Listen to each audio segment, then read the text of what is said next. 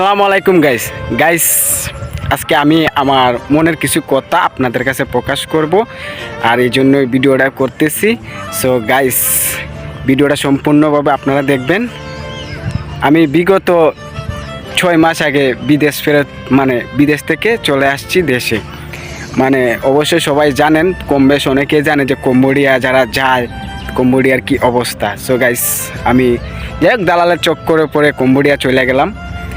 আর সেখানে গিয়ে তো বাস্তব যা দেখলাম, যা পরিস্থিতি কম্বোডিয়ার, গাইস কি বলবো, বাঁচার মতন না। মানুষ যে কিভাবে থাকবে কম্বোডিয়াতে সেটা বলার মতন না।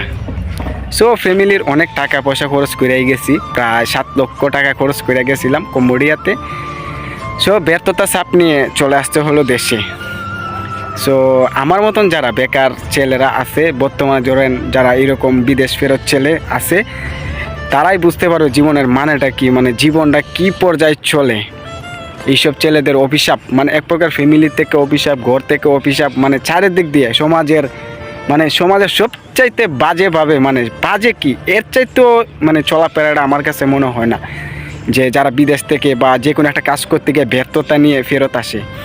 সো গাইস আপনাদেরকে এটাই বলবো যে বিদেশ যাওয়ার আগে অন্তত আপনারা ভালো করে দেখে শুনে বিদেশে যাবেন, কারণ যাচাই করে যাবেন। বিদেশ শুধু অনেকেই আছে যে বিদেশের নাম শুনলেই পাগল হয়ে যায়, বিদেশ যাব। ভাই বিদেশের জীবনটা এতটা সহজ না ভাই, বিদেশের জীবনটা খুব কঠিন ভাই।